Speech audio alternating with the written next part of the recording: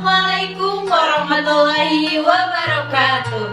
Sampurasun. Wilujeng tepang sadayana. Dina waktu ayeuna bade ngajelaskeun hiji materi nyaeta dongeng.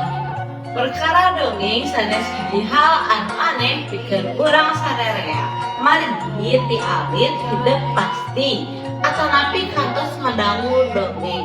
Boh eta dongeng tina bahasa Indonesia atau dongeng tina bahasa Sunda. Urang kawitan tina pengertian dongeng. Naon anu disebut dongeng teh? Dongeng nyaeta carita rekaan anu merek kesana pamuhalan tur caritana parondong. Jadi cerita-cerita dina dongeng mah eusina teh hal-hal pamuhalan. Naon atuh sunna pamuhalan teh? Pamuhalan teh nyaeta teu asup kana akal. Anu salajengna aya ciri-ciri dongeng. Nah, naon wae anu kalebet kana ciri-ciri dongeng teh? Anu kahiji mangrupa carita rekaan. Jadi carita rekaan anu aya dina dongeng mah eta teh jijieun seolah-olah siga nya kejadian. Ciri anu kadua, dongeng sifatna turun temurun. Jadi ti nini urang teh diceritakeun ka indung urang, ti indung urang diceritakeun ka urang, jeung rata-rata jalan ceritana berbeda. Ciri anu katilu, jumlah bernas secara lisan. Ciri nu kaopat, loba ngandung pamuhalan. Dina dongeng mah loba hal-hal anu teu asup kana akal. Ciri-ciri anu kalima nyaeta anonim. Janten teu kaparuruh saha kamarana. Anu kagenep miboga ajen etika. Jadi sanaos dongeng emang dijieunnan, tapi aya amanah atawa aya nilai pendidikan anu rek ditepikeun ku urang salaku anu ngadangu dongeng. Papasihan dongeng atau rapi jenis-jenis dongeng. Anu kahiji nyaeta fabel. Fabel dongeng anu eusina nyaritakeun sasatoan. Contohna sakadang kuliah jeung sakadang monyet. Anu kadua nyaeta parabel. Parabel nyaeta dongeng anu eusina nyaritakeun makhluk biasa. Contohna dongeng si kabayan nalangakna.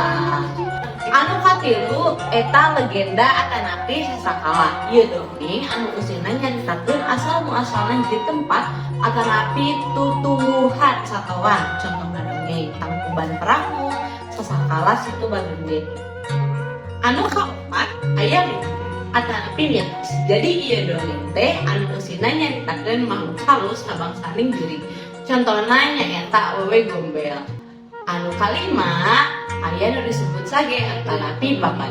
Anu eusina nyaritakeun kahirupan manusia di masyarakat. Contohna Raden Kian Santang. Tah nyaeta nu disebut teh jenis-jenis dongeng.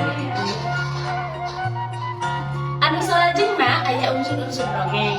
Kanggo ngemutan hidup sadaya, hayu urang nyanyi sasaran. Unsur-unsurna dongeng, kahiji nyaeta tema, ide atawa tujuan nu aya dina dongeng. Kadua nyaeta tokoh, palaku nu boga wateeh nu aya dina dongeng. Protagonis antagonis. Katilu nyaeta latar, tempat atawa waktu atawa suasana nu aya dina dongeng. Kaopatnya eta plot, runtuyan acarana, pesen atawa amanat, eta nu kalimana. Atur nuhun atas ngarangetkeun, mudah-mudahan aya manfaatna kanggo urang sadayana.